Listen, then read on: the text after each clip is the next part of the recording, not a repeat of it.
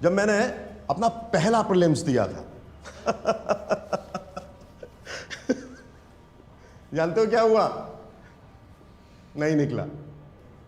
दूसरा दिया, वो भी नहीं निकला।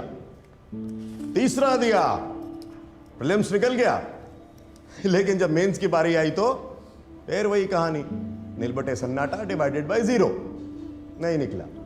और फिर चौथे तक आते आते तो भैया हमने खुद से ही हार मान ली कि अबे तुम्हारे बस की बात नहीं है, छोड़ दो। क्योंकि शर्म बहुत आने लगी थी, क्योंकि जो साथी दोस्त थे वो 10-10 लाख के पैकेज उठा रहे थे और हम जनाब अब तक भी अपने माँ बाप के खर्चे पर एग्जाम्स दे रहे थे। बल्कि हालात तो यहां तक खराब हो जाते हैं कि दोस्तों से पैसे मांगने की नौबत पड़ जाती है। लेकिन कब तक मांगोगे दोस्तों से पैसे?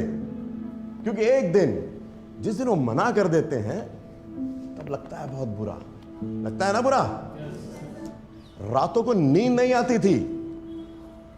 अब तुम लोगों को भी कहां आती होगी, क्योंकि बाबू ये यूपीएससी है, यूपीएससी निकलता नहीं है आसानी से। किसी ख्वाब में मत रहना कि आ गए हो, कोचिंग कर रहे हो तो यूं निकल जाएगा ना। हम भी आए थे आईएएस बनने के लिए, क्या हुआ? नहीं निकला। तब लगा कि यार अब तो उम्र भी बढ़ने लगी है, क्या करना चाहिए? पढ़ा लेते हैं, आगे पढ़ाने।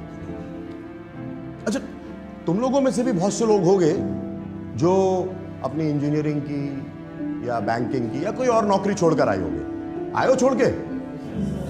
किसने कहा था? किसने कहा था इस हीरोपंती के लिए कि अच्छी खासी चलती हुई जॉब छोड़कर आ गए यहां पढ़ने के लिए? जरूरी नहीं है कि बन ही जाओगे आईएएस।